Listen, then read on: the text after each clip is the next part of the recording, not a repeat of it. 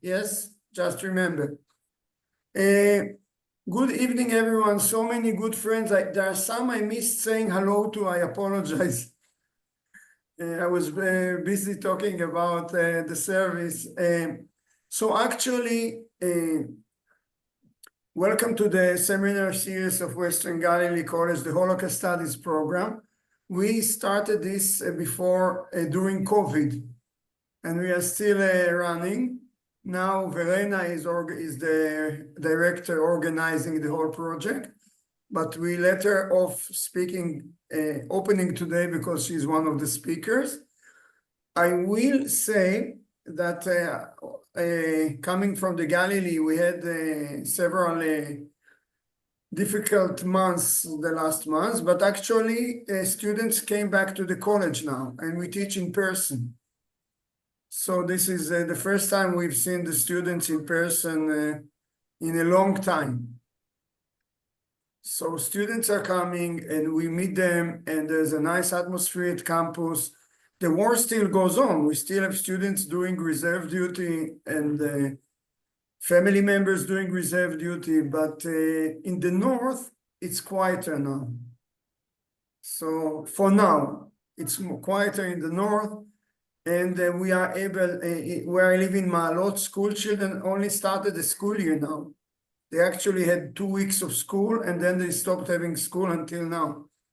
So we are just coming back. So the college is coming back. This, of course, has been, as usual, a major disruption of regular life, but we are managing this seminar program and many other projects, much thanks to Dr. Verena Boozer, who is affiliated to us, although she is in Berlin, and she is one of the strong pillars of the program.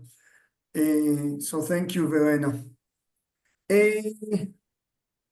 We have a real strong lineup today, which I will not be the one that will introduce. But in order to run the whole show, the master of sermon is the chair of the evening, is Dr. Françoise Ouzan. Just a minute, I have her say it.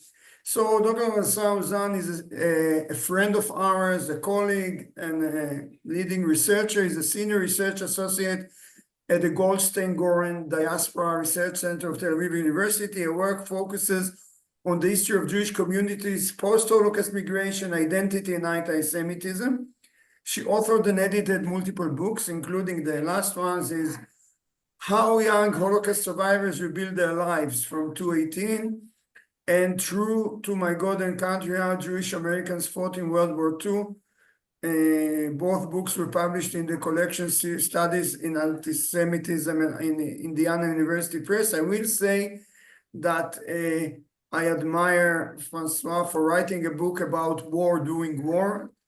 I did papers, but not a book, but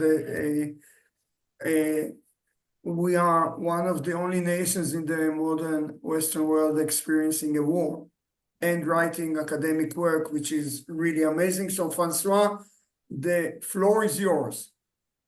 Thank you, Boaz, for your generous presentation. So hello, everyone. Welcome to this wonderful webinar. And it's really heartening to see so many of you joining us today from different parts of the world. So I'll be your moderator for this session. Each speaker will have 20 minutes. And we'll open the floor to questions after the presentations. So please feel free to type your questions into the Q&A box as we go along. Our first speaker is Professor Alvin Rosenfeld, a pioneering scholar in the field of Holocaust studies and a leading expert in the field of anti-Semitism. He will deliver a lecture titled The End of the Holocaust Revisited, drawing on his provocative 2011 book, which predicted the fading of the Holocaust from public consciousness. Now, a few words about him, because it's a very long bio. Professor Alvin Rosenfeld holds the Irving Glaser Chair in Jewish Studies and is professor of English and Jewish Studies at Indiana University, where he's also the founder and former director of the Bourne's Jewish Studies Program. Professor Rosenfeld held a presidential appointment on the United States Holocaust Memorial Council from 2002 to 2007. He also served on the Executive Committee of the United States Holocaust Memorial Museum and was chair of the Academic Committee of the museum's Center for Advanced Holocaust Studies. Alvin Rosenfeld is, you all know that, the director of the Indiana University Institute for the Study of Contemporary Antisemitism. He's been honored with several distinctions for his service achievements and leadership. To quote but one, in 2019, he received the President's Medal, Indiana University's highest award. Congratulations. Alvin Rosenfeld's list of publications is extensive, so I will mention only those that pertain to our topic. He authored A Double Dying, Reflections on Holocaust Literature, Imagining Hitler, The End of the Holocaust, and he's editor of Thinking About the Holocaust After Half a Century, of The Writer Uprooted, Contemporary Jewish Exile Literature, and Resurgent Antisemitism, Global Perspectives. All of them are published by Indiana University Press. Professor Rosenfeld, the floor is yours. Thank you, Françoise, and thank you, Boaz Cohen, and welcome to everyone who's looking in. One of those people I see is Dina Porat, a good friend and close colleague, and I'm happy to show a book called Ketz HaShoah, which is the Hebrew translation of the book I'll be speaking at. Dina's husband, Yehuda, who just waved hello, is the translator. So I feel very much at home in this circle today. He is here. A word about the title of the book, The End of the Holocaust. By that title, I did not want to point to 1945, the end of the war, the defeat of Nazi Germany, and the liberation of the camps, but to something else altogether, having to do with the fate of Holocaust memory. And as I teach courses on the Holocaust and have been doing so for many, many years, and I've been reading the writers and writing about the writers, more and more I was seeing a tension between two things regarding Holocaust memory. One summed up by a few words of Elie Wiesel, and I quote him, goes along these lines: the duty of the survivor, he writes, is to testify, to bear witness for the dead and for the living.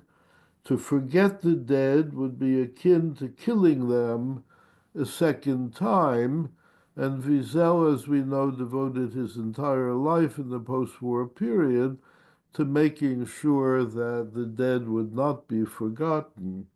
In contrast, however, I quote some lines from the Czech writer Milan Kundera, who wrote as follows: most people willingly deceive themselves with a doubly false faith. They believe in eternal memory and also in rectification of deeds, errors, sins, and injustice. Kundera continued, both are sham. The truth lies at the opposite end of the scale. Everything will be forgotten and nothing will be rectified. All rectifications, both vengeance and forgiveness, will be taken over by oblivion. No one will rectify wrongs. All wrongs will be forgotten. Which of those two writers is correct? And I think the answer is both of them. And what I set out to do in writing a book called The End of the Holocaust is really devote very close and careful attention to the fate of Holocaust memory at a time when it was undergoing a lot of change. As we all know, questions about Holocaust memory date back to the time of the persecutions and mass killings themselves. From the standpoint of the Nazi perpetrators, the genocide of the Jews was to be an unrecorded or silent crime, as Heinrich Himmler put it in his famous speech delivered to SS officers in Poznan on October the 4th, 1943. The Jews in Nazi-dominated Europe feared not only that there would be no lasting record of their violent ends, but that they would be forgotten as well. Looking back decades later, the Auschwitz survivor and Nobel laureate, the Hungarian writer Imre Kertész, recalls, and I quote Kertész, "From the very first moment when it was far from being revealed to the world, when it was as yet unnamed, from the very first moment, there was a terrible anxiety, a fear of forgetfulness that attached to the Holocaust." As we all know, and many of you tuned in today are contributing, to counter forgetting, historians and other scholars have labored for decades to document, describe, and explain the history of the Third Reich and the Nazi campaign of oppression and elimination of subject peoples, the Jews foremost among them.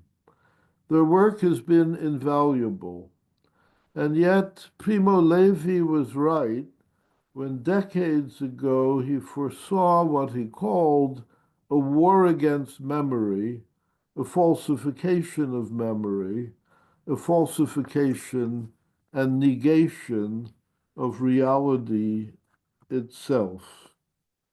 Levi devoted the last 40 years of his life to examining and transmitting the radical nature of his experiences in Auschwitz, and he hoped that a receptive public would be alert to the potential for future violence on a mass scale and guard against it. For all of his efforts, though, Primo Levi came to believe that he had failed.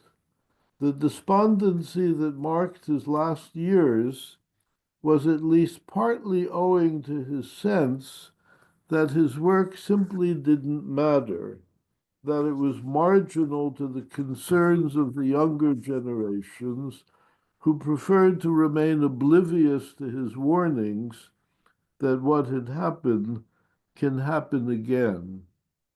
One finds similarly downcast sentiments in the writings of Jean Amery, Imre Kertész, Elie Wiesel, and numerous other survivor writers of the Holocaust. All seem convinced that despite their best efforts, the public at large either was not interested in learning about the Holocaust as it really was, or were being exposed to versions of it that were historically unsound and consequently morally skewed. If there were grounds for their dejection at the time that they wrote, matters have since become a good deal worse. An array of trends has accumulated in recent years to facilitate the kind of forgetting that so troubled Levi and numerous others. The memory of the Holocaust is today beset by cultural pressures and ideological priorities that challenge its place as a pivotal event in modern history. There are those who deny the Holocaust ever happened or minimize its magnitude and consequences, appropriate and instrumentalize the power inherent in its words and images, or invert, distort, relativize, deflect, and trivialize its meanings. Others, by contrast, are more positive, even idealistic, in their wish to recall this history and apply what they take to be what they call its lessons to contemporary social problems, but their efforts, for all of their well-meaning, to universalize the Holocaust sometimes results in overlooking or diluting its distinctive features. Still others, exhibiting signs of Holocaust fatigue and Holocaust resentment, have simply had enough of talk about the Jews and their sorrows, and they want no more of it. And then there are those who employ Holocaust references polemically and often obscenely in a bitter, ongoing ideological and political struggle against Zionism and the State of Israel. Taken together, these ways of treating the catastrophe visited upon the Jews have the effect of radically altering the representational shapes and moral weight of Holocaust memory. They lend credence to the notion that something like the end of the Holocaust is beginning to come into view. Hence the title of the book I wrote. It was generally well received. It was translated into German, into Hebrew, into Hungarian, into Polish, and I'm happy to say is still referred to positively by some, but not by all. I could go on and speak about the way that the themes I studied in that book are being rehearsed, often undermined today. But I know there are other speakers in this forum. So Françoise, if you wish, I can stop there, take any questions, engage in discussion about this matter. You'll still have time. I have time if you have time, yes. So please. Yes, We you have have time. 9 minutes. 9 minutes, I think, if you wish. I can speak more, I can speak longer if you'd like. As you wish, but if I'm right. No, we would like, François, we would like, Professor Rosenfeld, we would like to refer to what goes on today. All right. How do you feel? Some things about what goes on today. I know that Verena will also be speaking about that, but I have written out some notes as follows. I mentioned that there are those who employ Holocaust references polemically in a bitter, ongoing ideological and political struggle against the State of Israel and Jews everywhere. The latter, of course, was on full display immediately following October the 7th, 2023, during Israel's latest war with Hamas. But let me take you back to 2014 and the battle between Israel and Hamas in that year.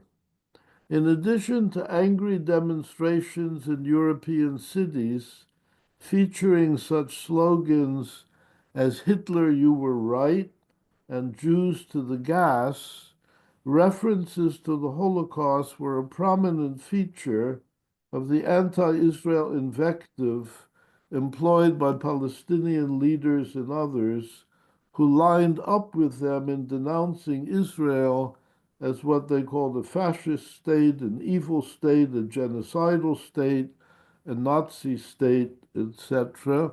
All of that came back after last October, but it in fact is preceded many years before during and following the war of 2014. Mahmoud Abbas at the time used this language when he accused Israel of committing what he called genocide in Gaza. The word genocide right now is all over the place in condemnations of Israel, but it didn't start just recently.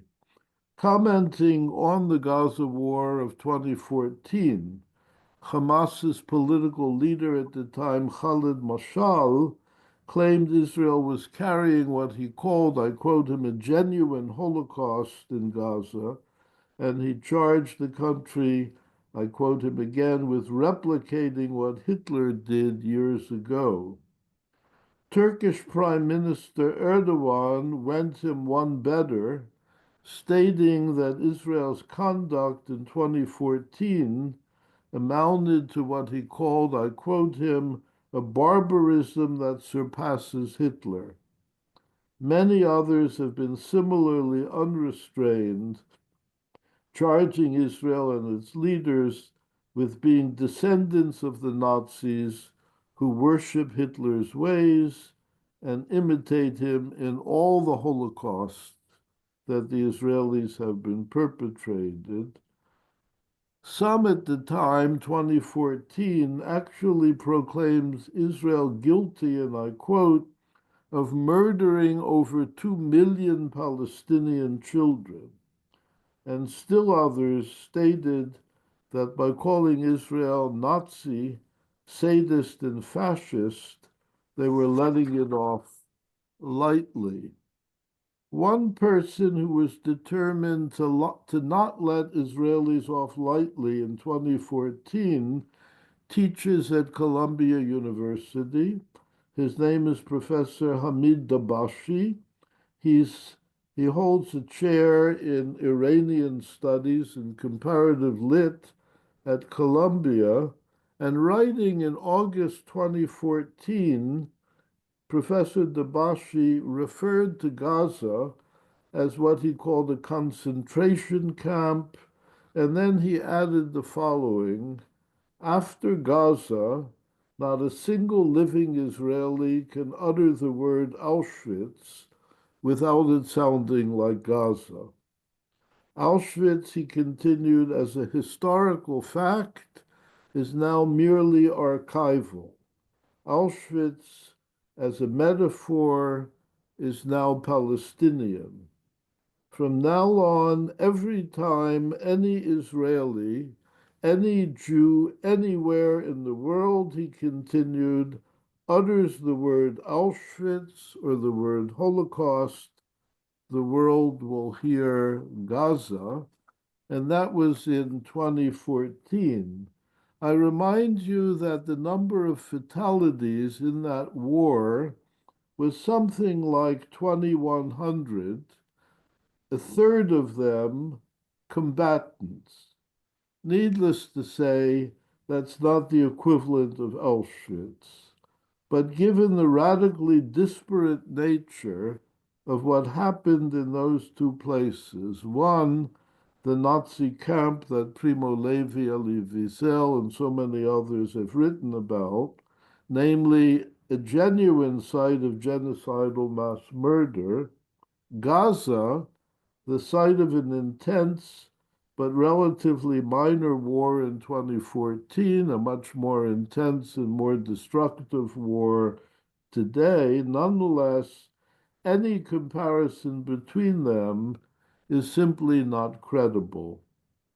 Nevertheless, in a time of widespread exploitation of the words and images of the Holocaust, comparisons of this kind have become commonplace, universalized, and are all over the place. In other words, in urging people to hear Gaza, when the words Auschwitz or Holocaust is spoken, we really do come to something like the end of the Holocaust. Well, thank you very much, Professor Rosenfeld, for being so clear and for demonstrating how the memory of the Shoah is under pressure from various cultural and political forces that challenge its role as a central historical event. Now it is our honor to welcome Professor Lars Rensmann, PhD, a distinguished expert in the field of political science. So I'm trying to present you.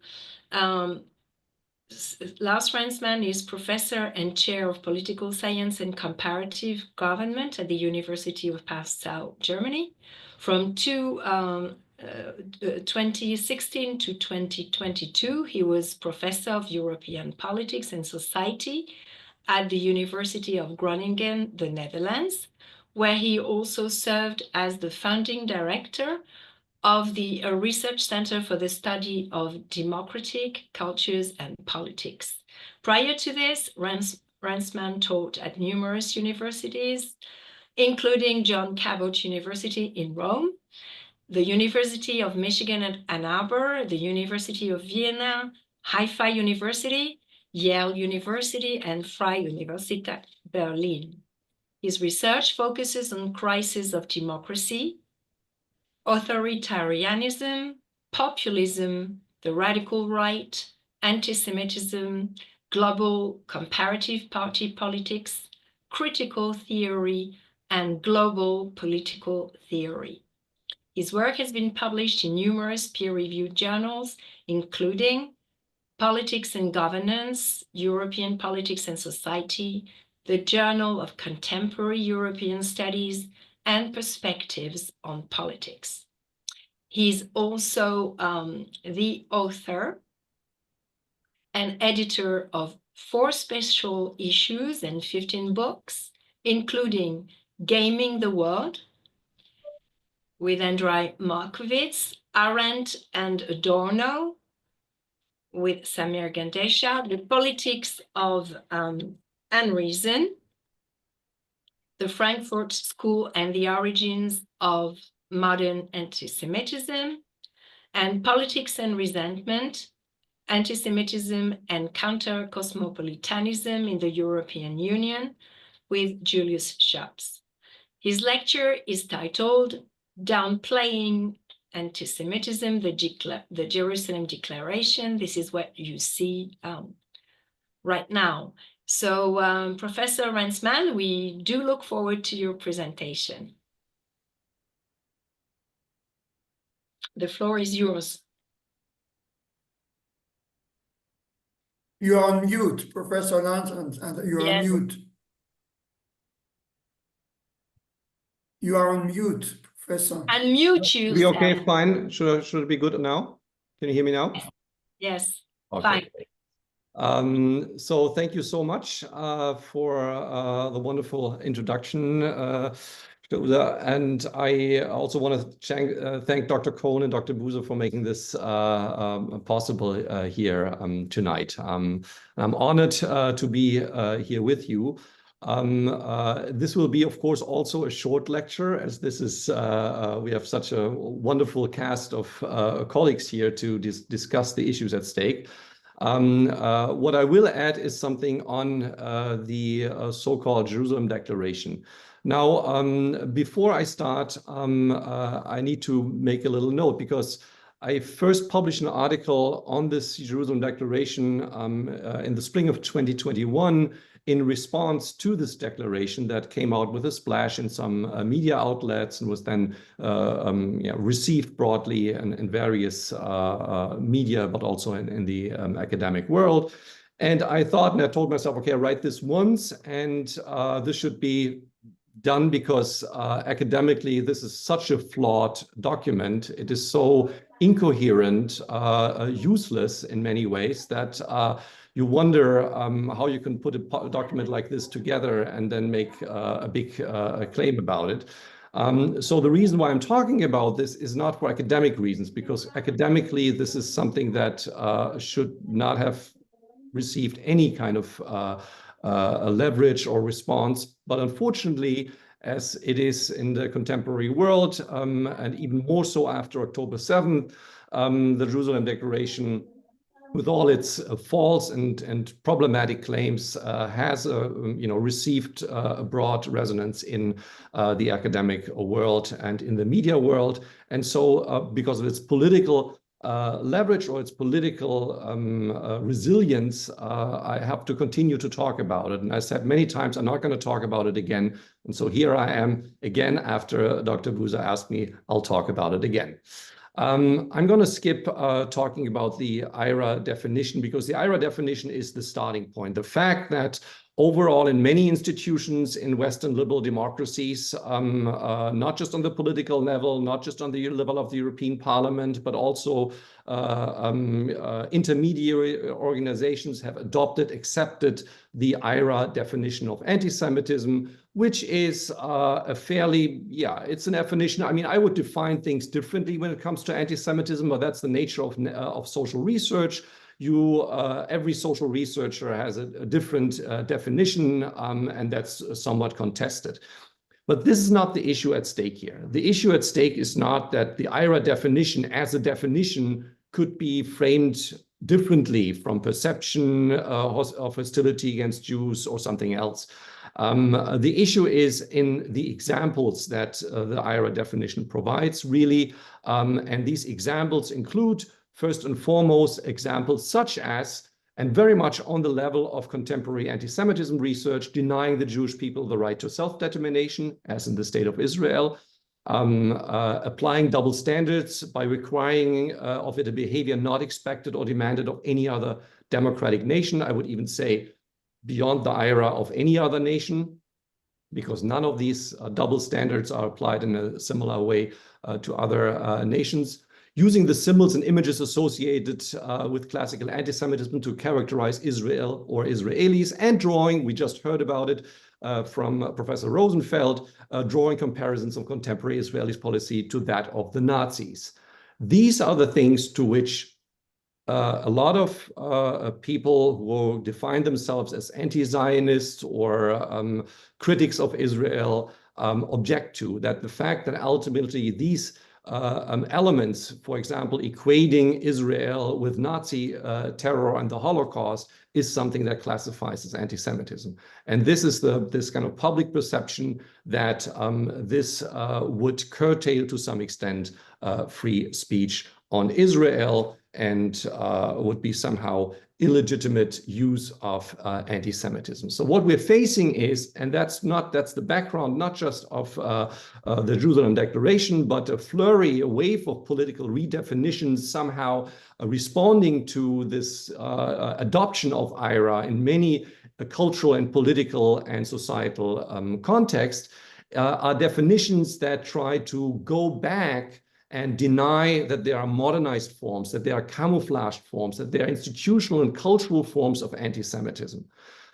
So we're facing from the right and the left a kind of anti-Semitism denial that pretends that only when Jews are openly attacked as Jews, then we can speak of anti-Semitism. And everything else is construed as a curtailment of freedom of expression, which itself is a centuries-old anti-Semitic tropes that Jews are somehow curtailing and manipulating freedom of expression.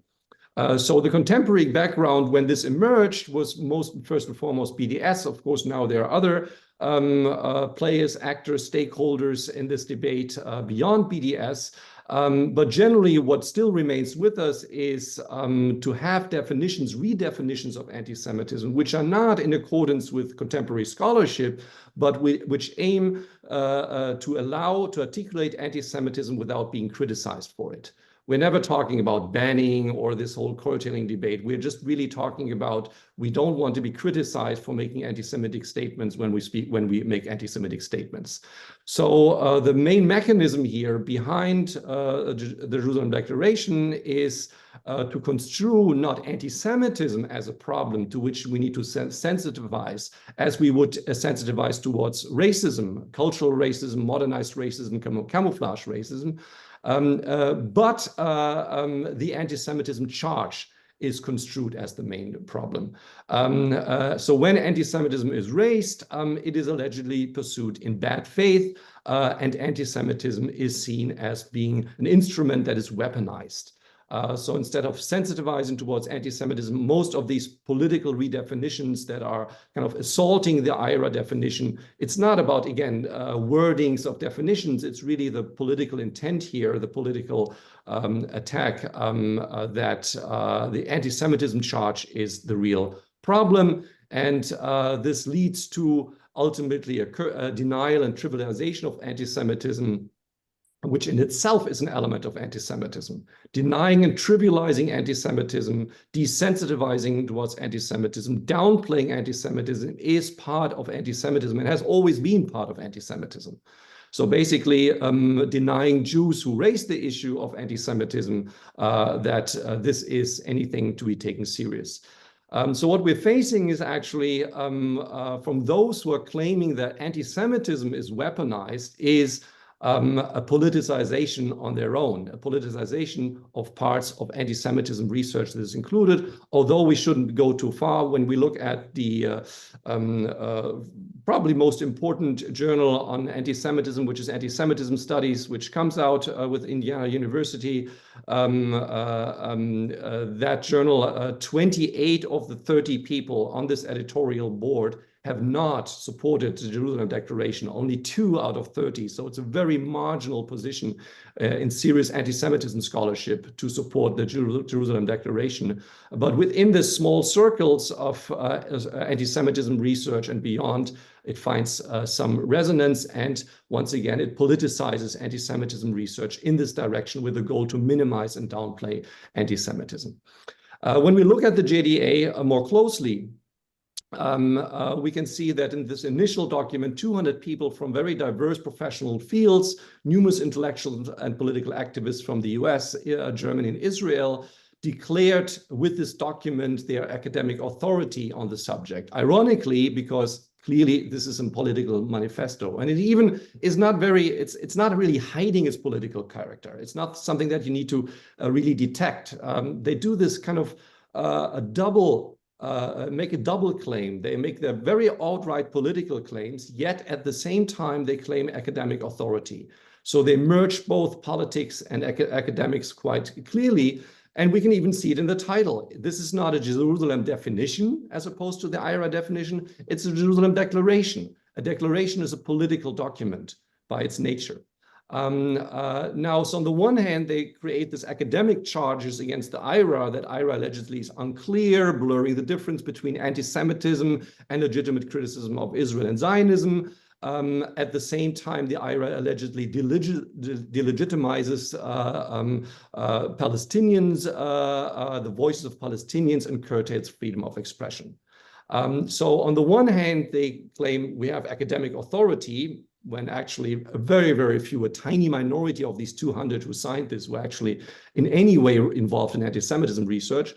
Yet at the same time, they clearly say, our goal is to preserve spaces for an open debate on the controversial question of the future of Israel-Palestine, for example, a one-state solution. So really, they're quite outright, quite in-your-face political in their intentions and declare their political intentions while they claim they have academic authority and they're concerned about academic definitions.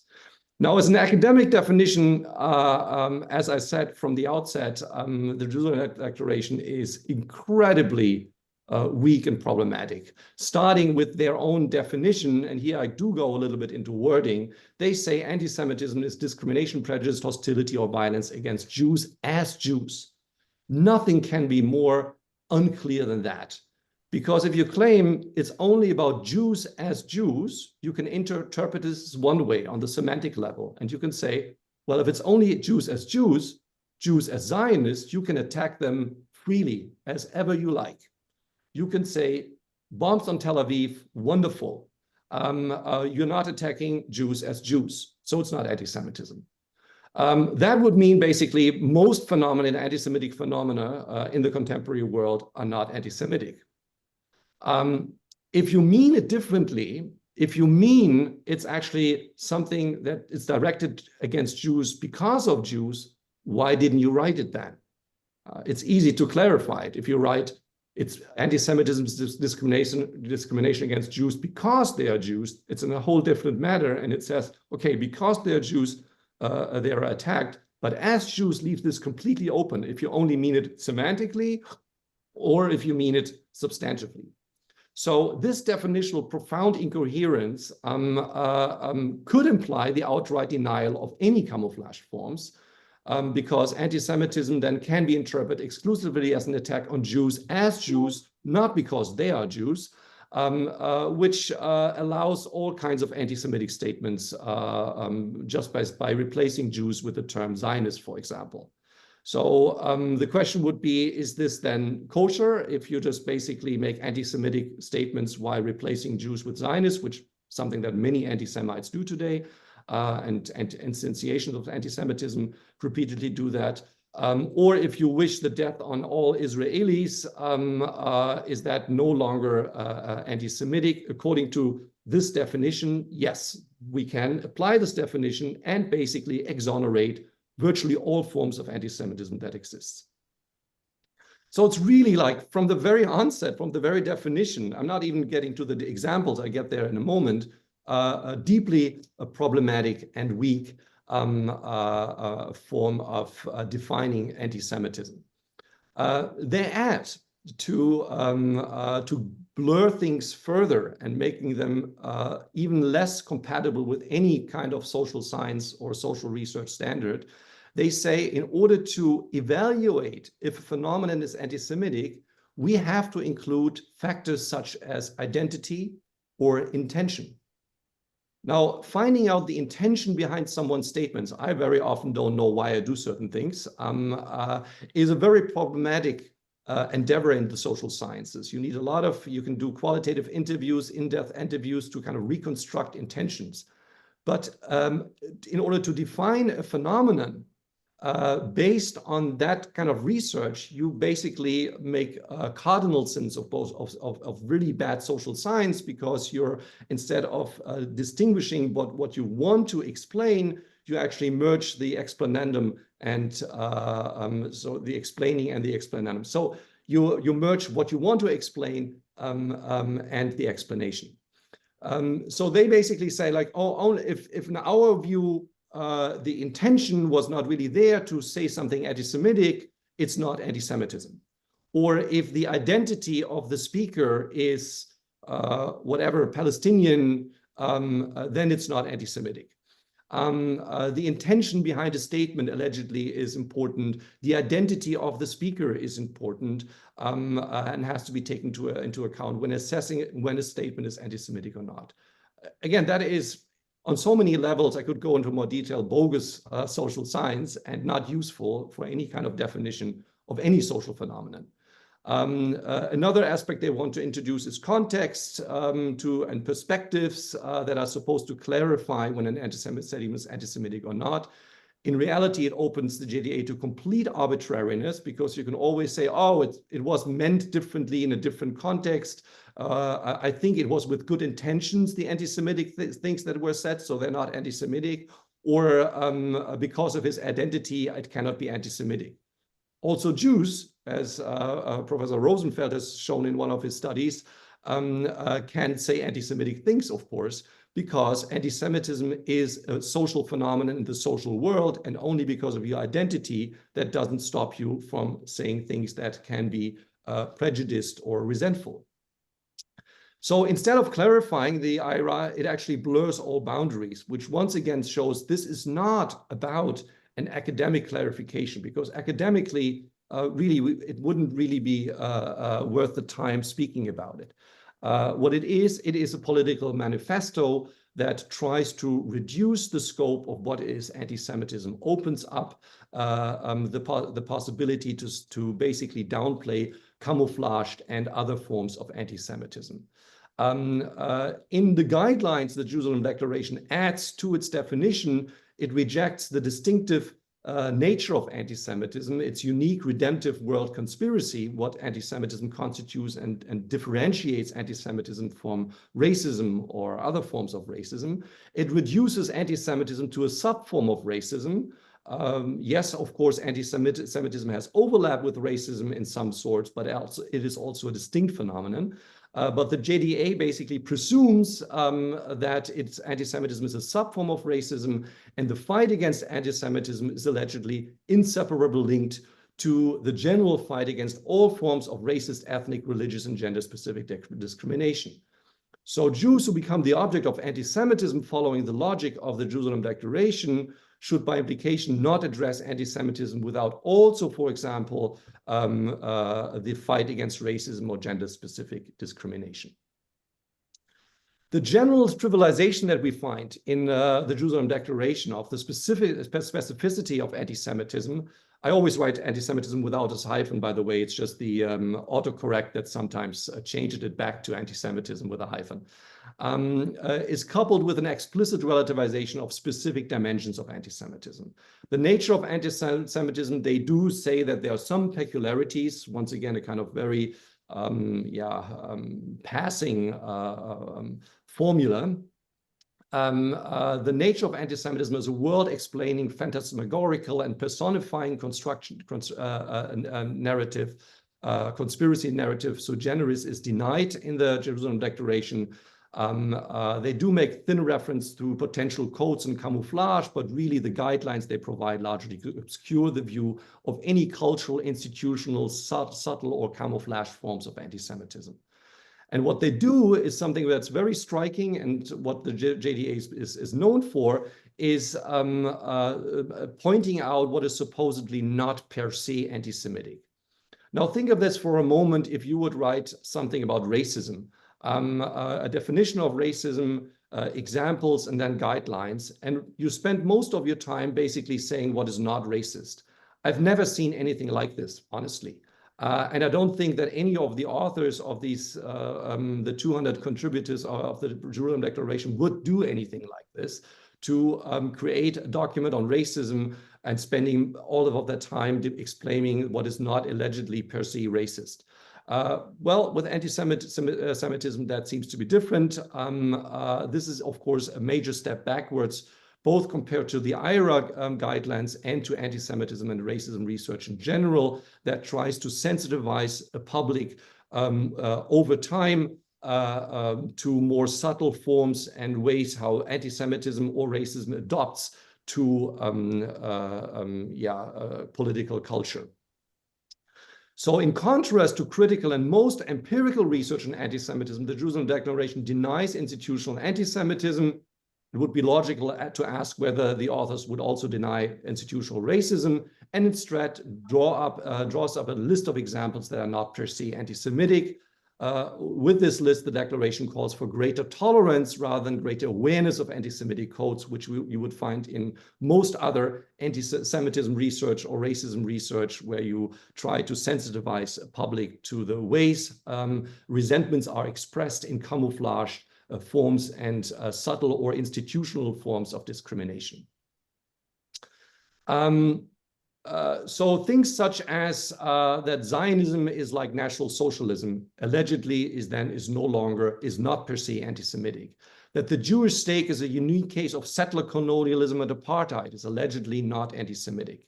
That standards are applied to the Jewish state that are not applied to any other political community is allegedly not per se anti-Semitic.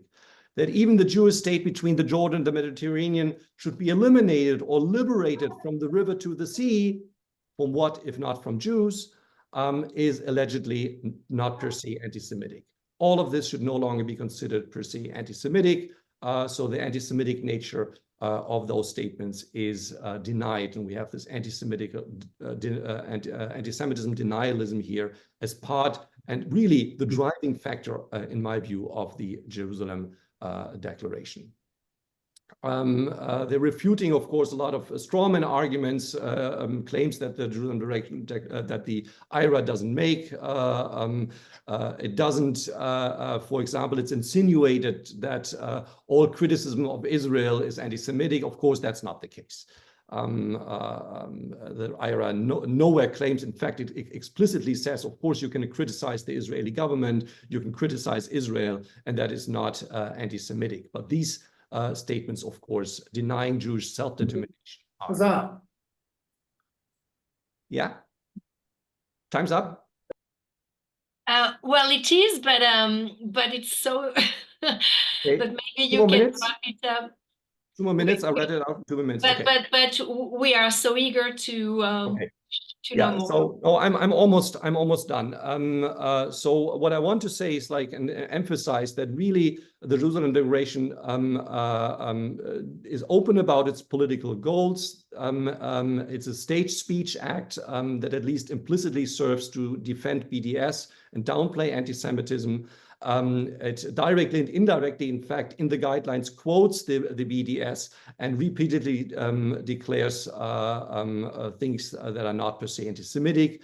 It claims that anti-Zionism and anti-Semitism are fundamentally different. That, of course, is historically and empirically false. Even the Nazis were openly, aggressively, since their very roots, since Hitler in 1920 and Alfred Rosenberg in 1923, openly anti-Zionist and attacked the potential Zionist state.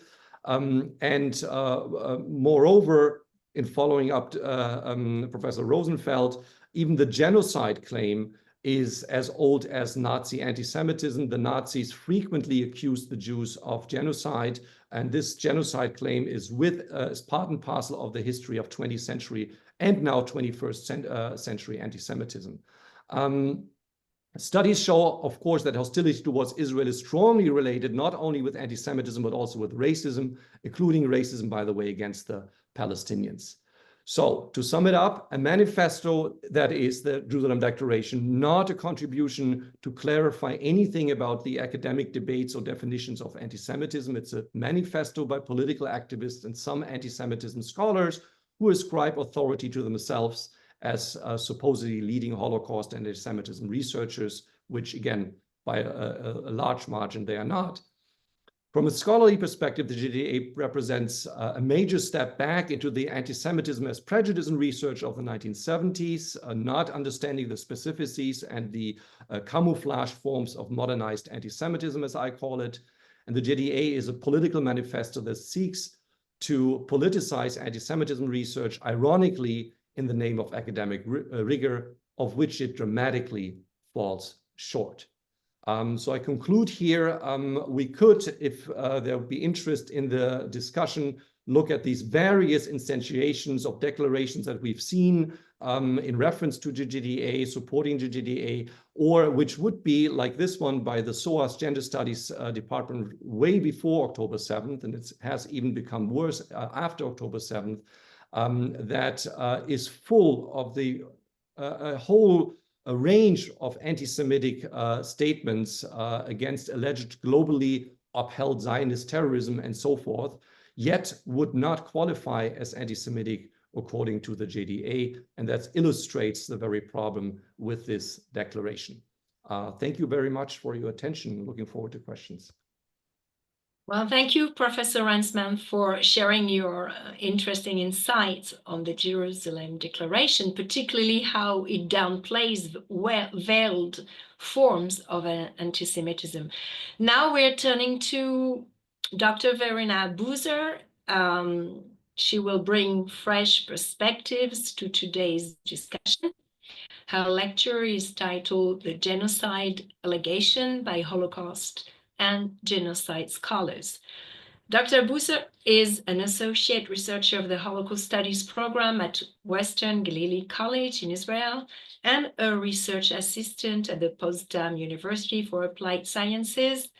She's leading a project on the impact of the October 7th terrorist attack on Jewish and Israeli communities in Germany. Her research areas include childhood during and after the Holocaust, as well as Zionist and non-Zionist immigration preparation in Nazi Germany. She has received research awards from the Memorial Foundation for Jewish Culture, the Hadassah Brandeis Institute, and the Leo Baeck Institute in New York. Together with Dr. Boaz Cohen, here present, she founded the project Children After War, Holocaust and Genocide in 2016. Her latest publications include an article titled Jewish Concentration Camp Inmate Functionaries, Karl Demera in Blechhammer, a case studies. It is published in Jewish Solidarity, the Ideal and the Reality in the Turmoil of the Shoah.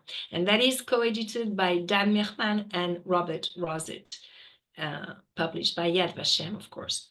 She also published an article with Chiara Renzo, Training for Aliyah, Young Jews in Achsharot across Europe between the 1930s and late 40s in Quest Issues in Contemporary Jewish History in 2022.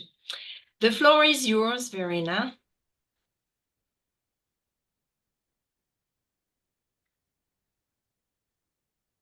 Can you hear me now?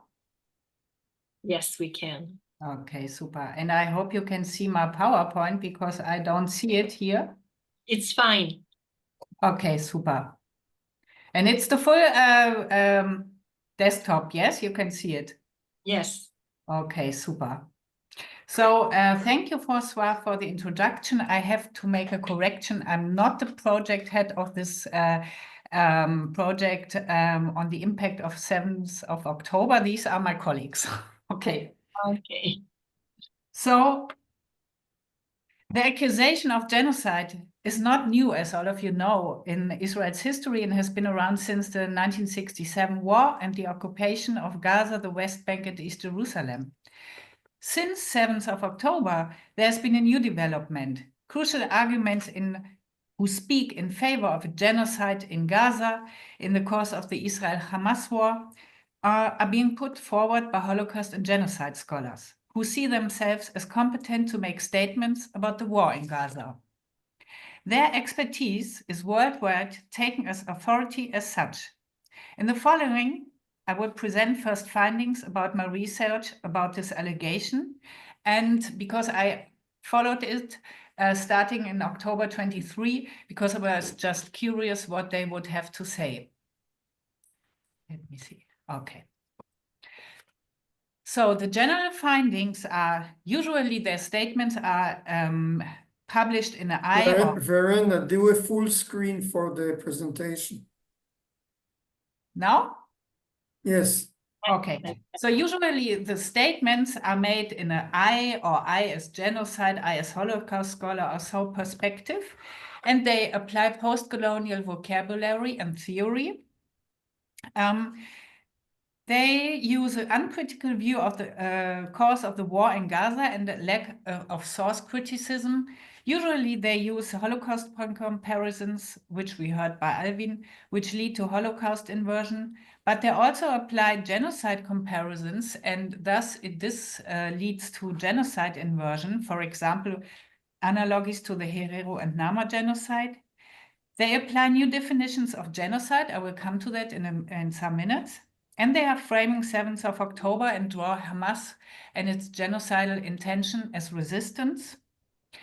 They're using, as we heard from Lars earlier, the Jerusalem Declaration on Antisemitism, which, so we just heard it, anti-Zionism and Nazi comparisons are not regarded as anti-Semitic, and they silence and exclude critical Palestinian activists.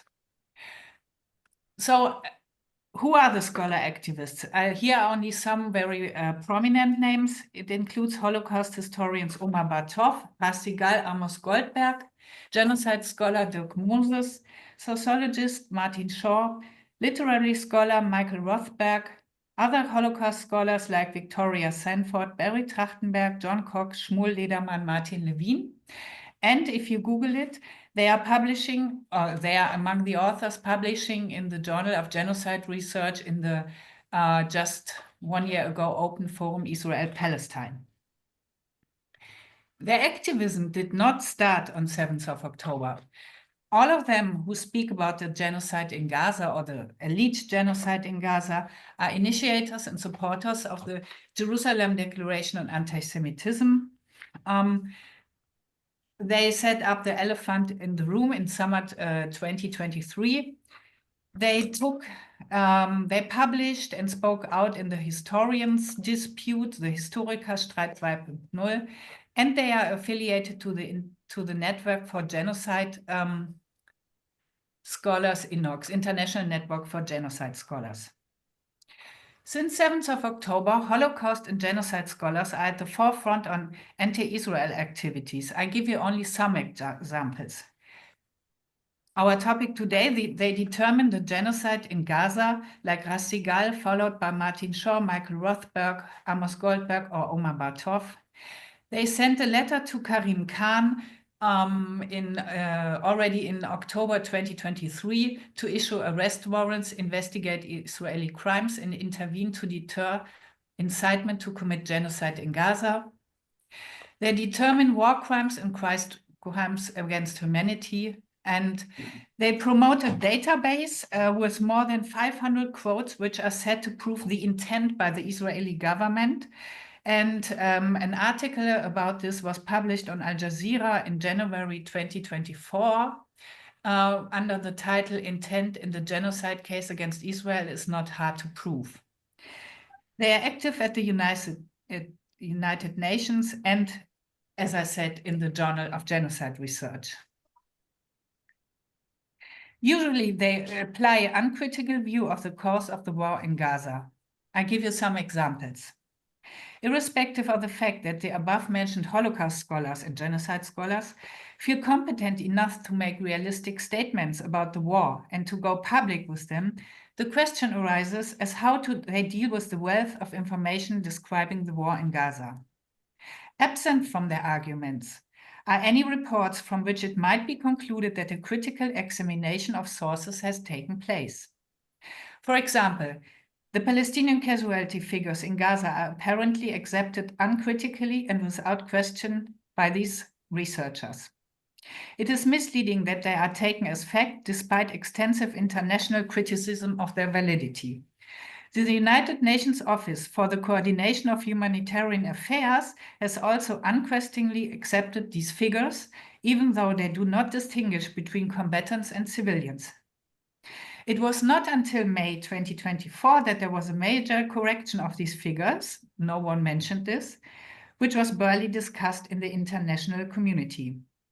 Another fact is the proven crimes committed by Hamas and their supporters against the civilian population in Gaza, including the use of human shields or armed attacks on aid deliveries, but also reports that show that there is either no hunger or that is caused by the logistical challenges of the war.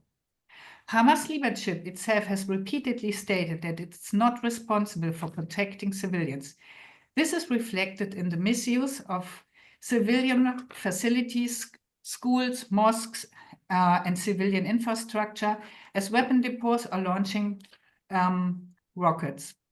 In particular, Gaza downtown, the Hamas tunnel system, which is also used by the terrorist organization and the Palestinian Islamic Jihad for violent hostage-taking, and the money stolen for this purpose by international aid organizations and the Arab governments such as Qatar are missing from any source-critical discussion of the events leading up to 7th of October.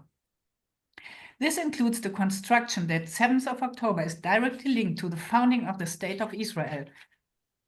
There's an imbalance here that constructs the State of Israel as the fundamental cause of the Middle East conflict. As Yehuda Bauer published last year an article on that where he said they are drawing the root cause as of the conflict. So this is Israel, the State of Israel.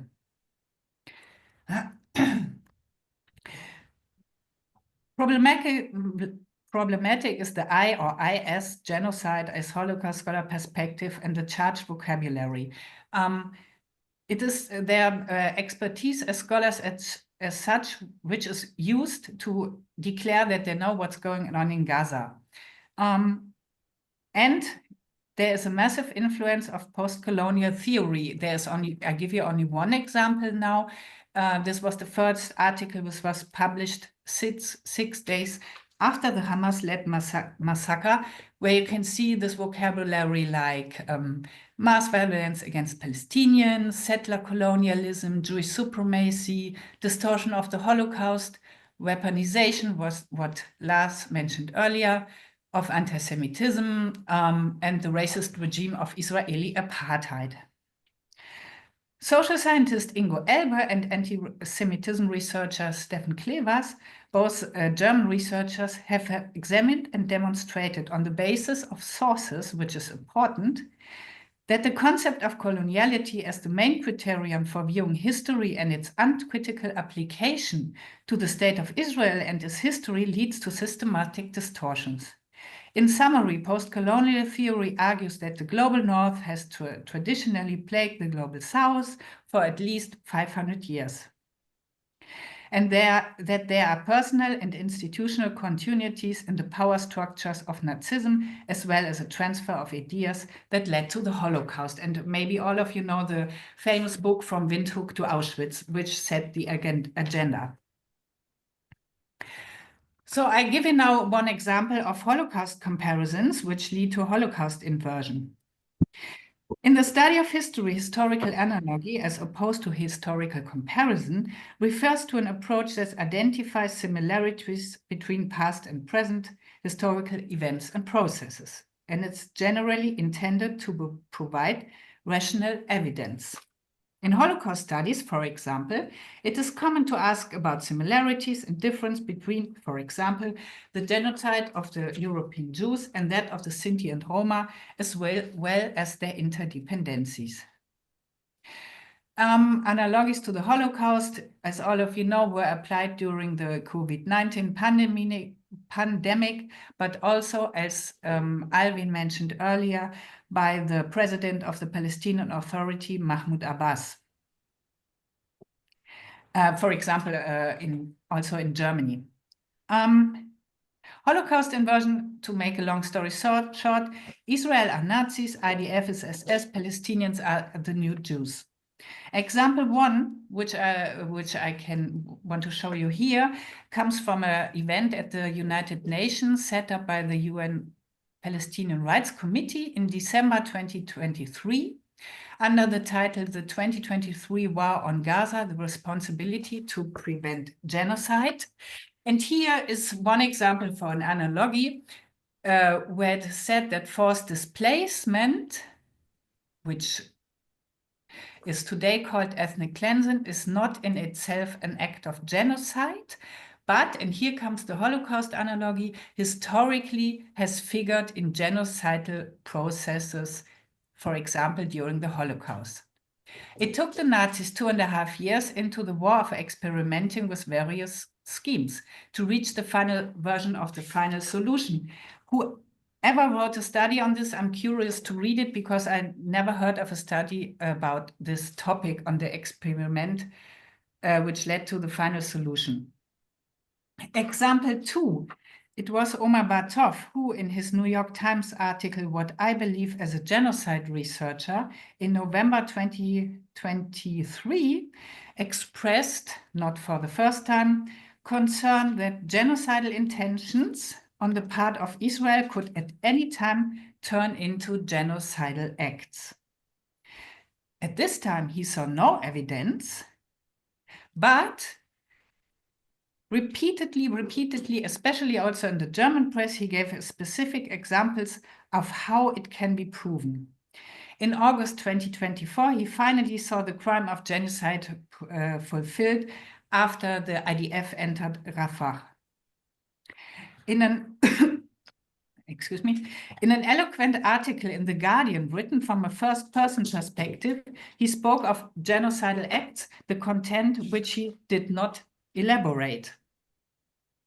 He also used implicit Holocaust analogies to an Israeli army portrayed as a homogeneous mass engaged in acts of genocide, which is, of course, highly problematic. In a conversation between Bartov and soldiers at the Ben Gurion University of the Negev in June 2024, he drew on findings from his research on the Wehrmacht to draw similarities between the mindset of Israeli soldiers and German Wehrmacht soldiers of the time. He, like other researchers, for example, Michael Rothberg or Amos Goldberg, were very enthusiastic, by the way, about Masha Gessen's provocative statements comparing life in the Gaza Strip to the Warsaw Ghetto. or Francesca Albanese's Holocaust analogies, which have been repeated like a prayer wheel for years. Bartov's and the analogies of the other researchers at least evoke Nazi comparisons. And this is all the more surprising given that they explicitly refuse to compare Hamas bestial crimes against civilians on 7th of October with the Holocaust or the pogroms in the Tsarist Empire. Meanwhile, Bartov is talking of a cumulative radicalization of Israeli warfare. The aim which was from the outset, before the IDF entered Gaza, for example, in the form of a plan to make Gaza uninhabitable. The thesis that genocide in Gaza is difficult to prove due to the lack of a top-down order nevertheless assumes that there must have been at least a predetermined plan from his perspective to achieve this goal. Without even mentioning the Holocaust, facts from Holocaust research are applied to the war in Gaza, analogous to research on the lack of a Führer order for the genocide of the European Jews.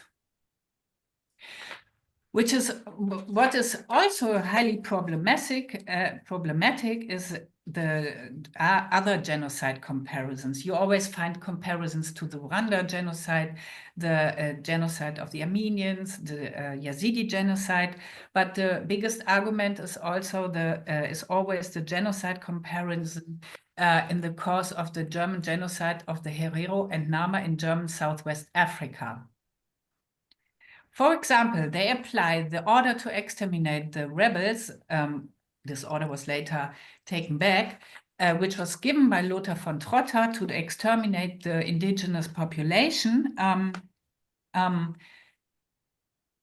This is usually, okay, sorry. So they apply a quote by Joachim Galland, the former Verteidigungsminister, yes, the former minister who is not in his duty anymore. They apply this genocide, especially as an explanatory model for 7th of October and the war in Gaza, often replacing the term war with the term mass violence. The problem is that here they take this analogy because the war, the genocide of the Herero and Nama was a counter-genocide from the colonial power which wanted to exterminate the indigenous population.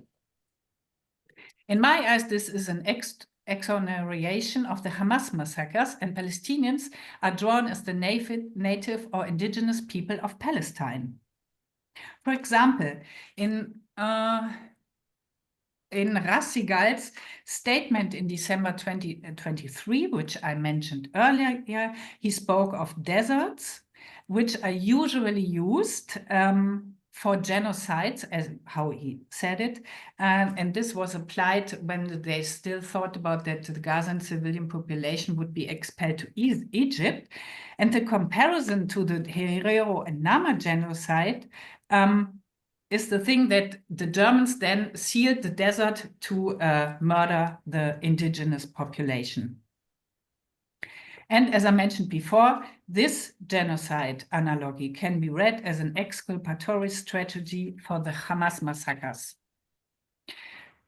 With such a contextualization, the massacres of 7th of October are assessed as resistance or an uprising by an indigenous Palestinian population.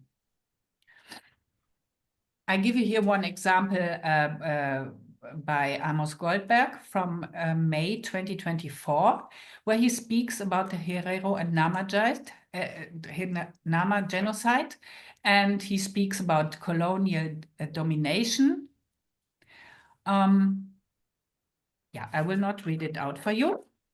But also Dirk Moses uses this analogy to draw a comparison with the Hamas massacres to the Herero and Nama genocide, and I won't read out it now. So Dirk Moses is the keyword for my next thing that we already heard that there's a reason why we called this event today Targeting History, because Dirk Moses is active in the network international network of genocide scholars. And he and others like Jürgen Zimmerer regard the Holocaust as an atypical colonial genocide. And in this course of this redefinition of the Holocaust, what we heard about earlier by Lars Rensmann, anti-Semitism is a form of racism. And in this view or perspective, the Holocaust appeared because the Germans felt colonialized by the Jews, which is a totally unempirical, ahistoric explanation, which fails, for example, in Meyers, totally to understand or to explain, for example, collaboration in Europe, but many, many other aspects. Moreover, this perspective creates monolithic images of the Palestinians, a homogeneous mass in the face of occupation and oppression, living in Gaza like in the Warsaw Ghetto, and breaking out of prison on 7th of October. This creates ahistorical images, as I said before. So now I will say some words about the Journal of Genocide Research. This journal is associated with the International Network of Genocide Scholars, whose chief editor is Dirk Moses. The journal invited scholars to debate the war and the events in Gaza in the so-called Israel-Palestine Forum shortly after 7th of October. It remains highly questionable. Of course, I know why they called it Israel-Palestine, but the problem is that the overwhelming majority of the contribution applied Dirk Moses' new concept of permanent security, which is, according to his perspective, the actual problem. I will say something about this concept.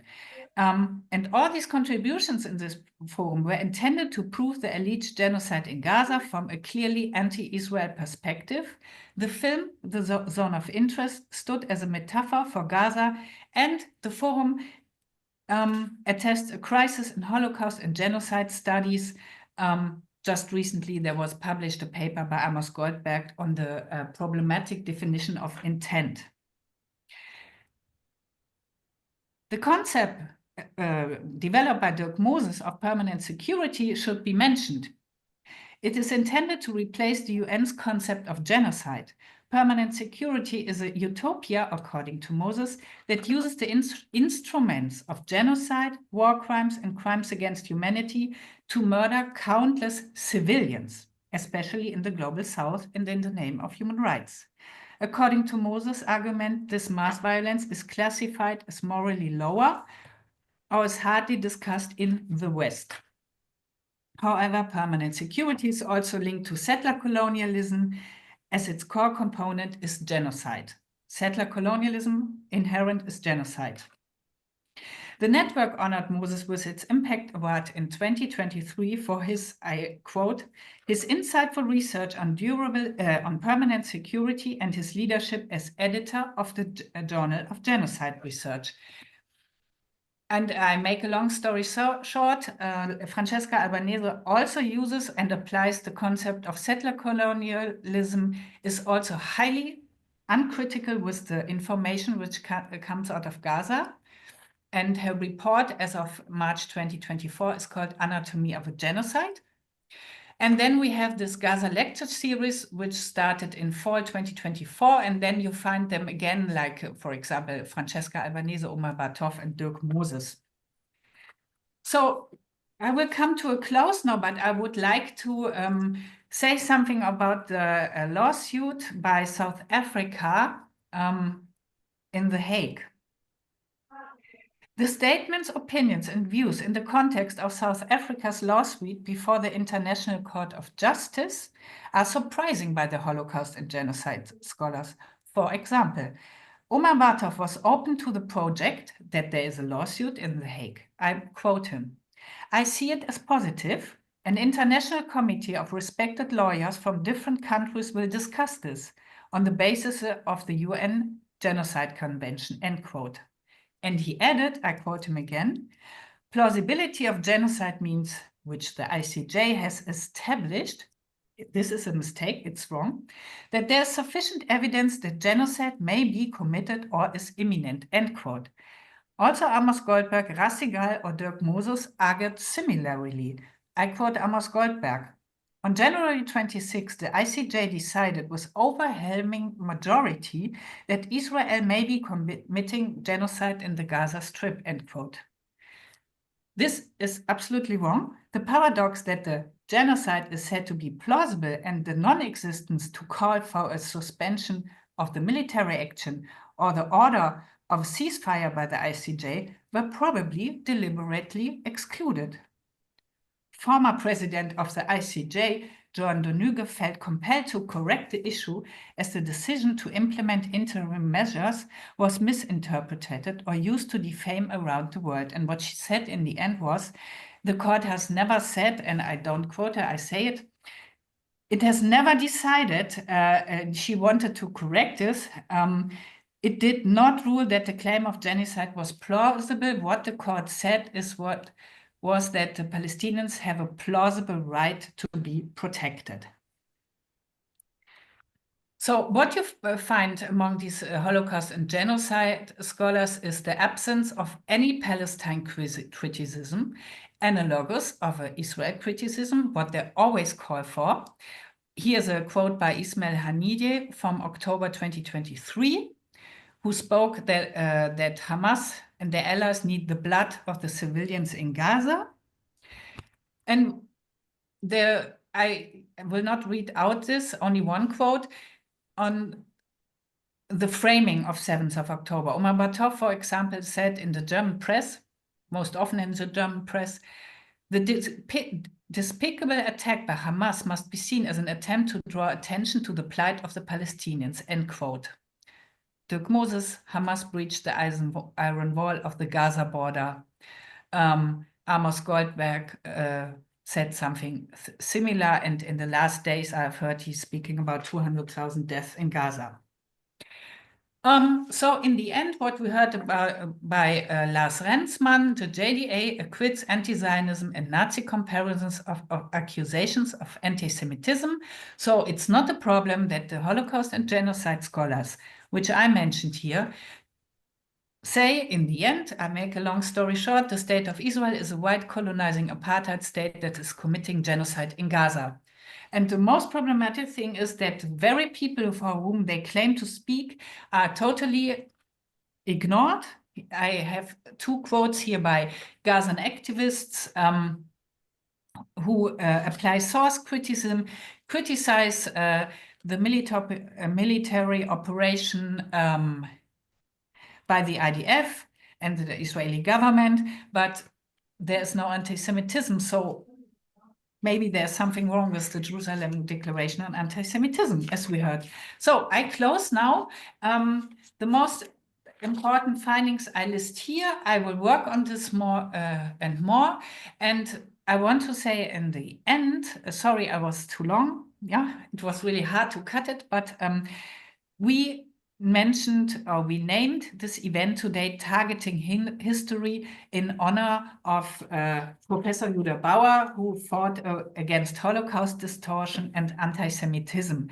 And this is very important, especially in these days where history is rewritten, not only the history of the Holocaust, the definition of anti-Semitism, the definition of genocide, but also what is Zionism, or what was the 1948 War of Independence, or what was the Nakba, because this is what they all do. They set a historical narrative without scholarly discourse. Thank you. Thank you, Verena, for your insightful talk on a very sensitive issue. Now, to keep up with time, we are happy to welcome Professor Dan Michman with us today as a respondent in this important discussion. So a few words about him. Professor Michman is a leading historian, Professor Emeritus of Modern Jewish History, and former chair of the Arnold and Leona Finkler Institute of Holocaust Research at Bar-Ilan University. He's also head of the International Institute for Holocaust Research and incumbent on the John Nachman's Chair in Holocaust Studies at Yad Vashem. His publications, available in 12 languages, cover a broad range of topics regarding the Shoah, its historiography and representations, and its impact on Israel, world Jewry, and the Western world. More than 200 of his publications on modern Jewish history and antisemitism are accessible online. So, Professor Michman, the floor is yours. You have 20 minutes. Thank you very much. My problem is that I didn't prepare a presentation. I had to listen to all the presentations in order to find my way in the response part of this evening, and therefore I will raise several issues, not a one cohesive presentation. But indeed, Françoise, what you meant, and Verena mentioned also, this is an event which also commemorates Professor Yehuda Bauer, our colleague and friend. His office at Yad Vashem was two rooms from my office, and we had many talks and also debates over several things, and it is perhaps in this context important to emphasize that he was very critical of Israeli governments, consecutive governments. On the other hand, he pointed to the dangers of Islamic anti-Semitism and also of leftist anti-Semitism in the Western world. So this is in honor of Yehuda. And I first want to mention something that was not mentioned here. We talked and we heard about definitions of anti-Semitism. On the other hand, in 2009, historian David Engel from New York University published an article, which was later on also translated into Hebrew, where he said that he doesn't use the term anti-Semitism anymore because it's too vague. It is used in various forms, and therefore he disregards this term. And I think that he is totally wrong. I also wrote a response to it, but there is one issue with the definitions, and that is that when you have a definition, you apparently put some rigid context or rigid contours of the phenomenon. And the phenomenon is dynamic, right? And appears in different contexts and in different times in a different way. Yet there are several characteristics and seven elements that are recurring over time. And if you take them into account, then you can see that the phenomenon is there. And then you can also disregard the question of it is, and if they use the term anti-Zionist or not, instead of Jews, because you can see the argumentation. And I will mention several of these elements. First of all, the claim that the Jews are a negative and evil collective, which is different from all other human groups. And therefore, and that's the second trait, even if there are seemingly many types of Jews, in reality, there is solidarity between them all, and a certain sinister thread combines all Jews. And therefore, you, in the current context, for instance, you can attack Jews wherever they are. They might be Reform Jews, Orthodox Jews, conservative Jews, anti-Israel Jews even, because they're all Jews, right? And even when you use another term for it, the very fact that Jews are attacked all over is a trait, is a characteristic of anti-Semitism.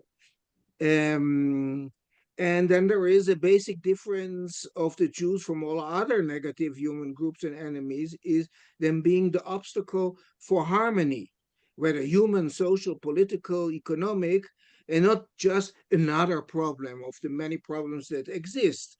And Verena mentioned this, that one of the arguments is that if Israel hadn't been established, or if it will be erased now, then there will be peace in the Middle East and everything will be fine. Now we know that is not the truth, but that's the argument that we can hear, and therefore also from the river to the sea is erasing Jewish existence, Israeli existence, and then there will be a democratic state with no problems.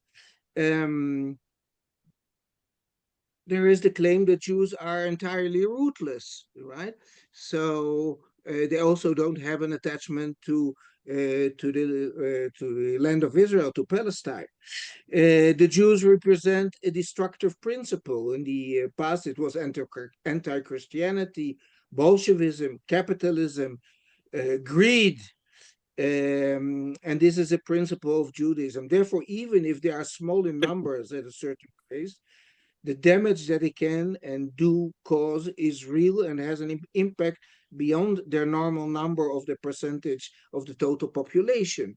And therefore, even if Israel is a small state, right, it causes a major problem, and therefore we see here reactions to what happens in the Middle East that we haven't seen in other conflicts all over the globe. There is also the issue that Jews lack any moral. They apparently play the game of adhering to the rules of surrounding societies, yet they are ready to break and transgress all rules or laws of the Goyim when they find it useful and profitable. And that is also something that we hear now in the current context from various sides, definitely from leftist criticism, and this is also one of the things behind the South African plea to the International Court in The Hague. Then there is also a characteristic that Jews are driven by lust for power, lucre, and sex. I won't go into the aspect of sex, but it is very central in many places, perhaps less in the current situation.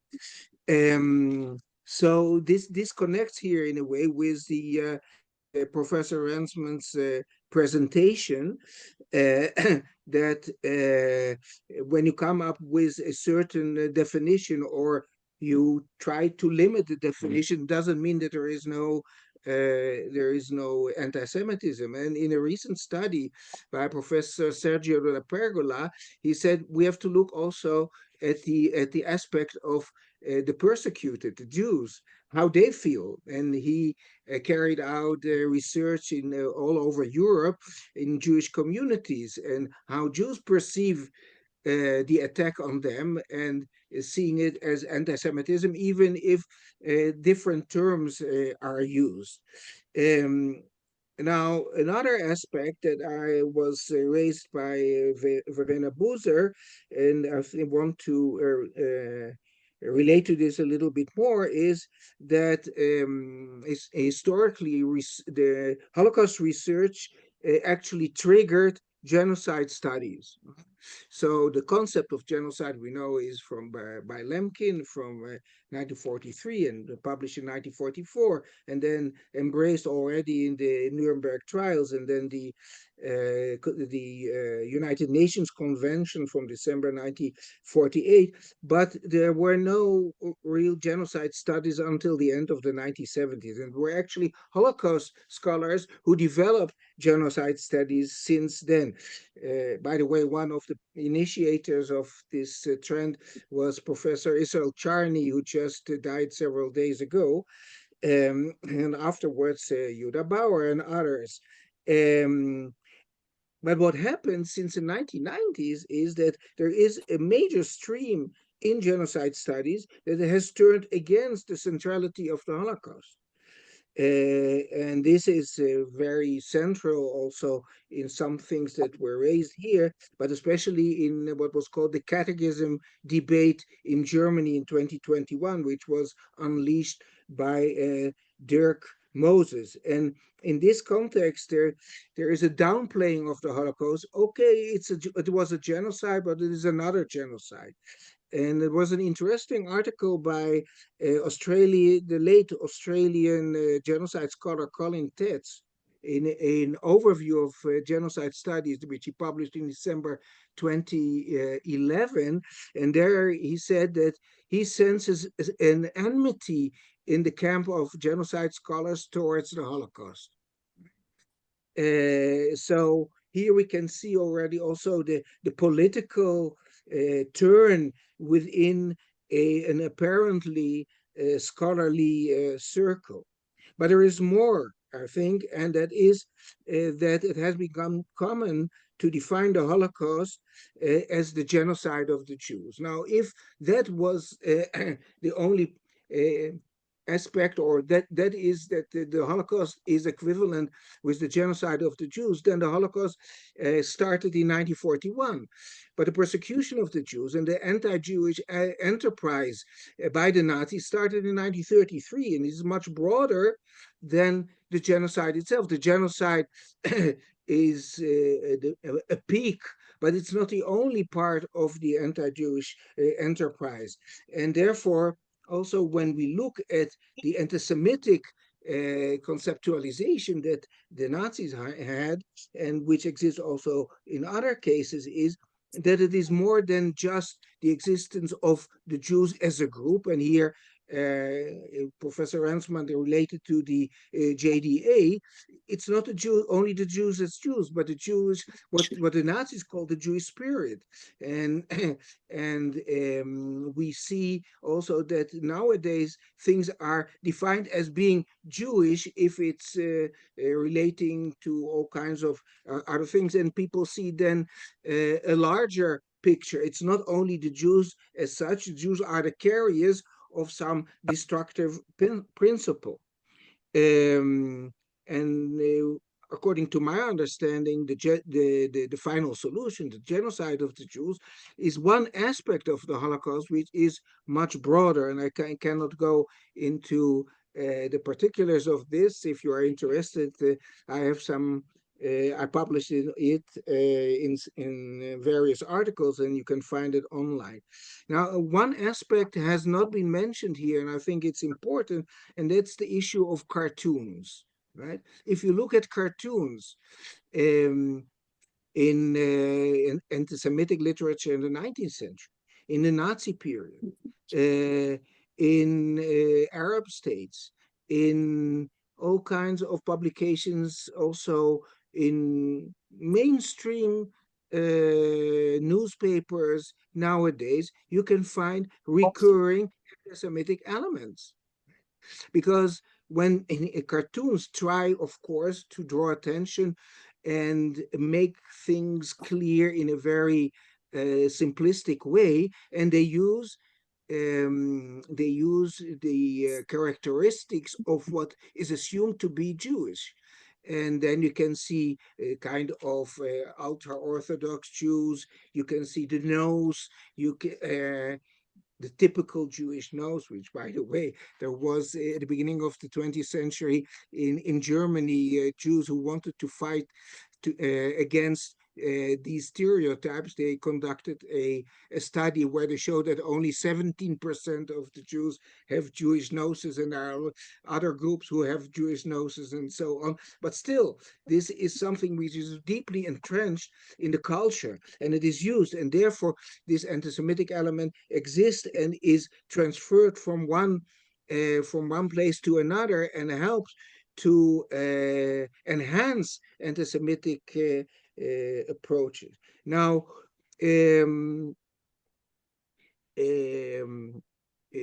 want to relate it to the issue of or to two persons who were mentioned here, and show that it's not only their statements, but how they changed their views. Now, Raz Segal was mentioned, and Raz Segal, in his PhD thesis, denied that there was one Holocaust. He uses the term Holocaust, or various Holocausts, which happened at the same time, and he uses the lower case of the age in the beginning of the term, right? But now he uses the term Holocaust in general and speaks about the Holocaust in general because in the current context, it's more useful. It's a tool. And if we think about Dirk Moses, who was also mentioned by Verena in extenso, I would say, he has been for many years the great priest of genocide studies, right?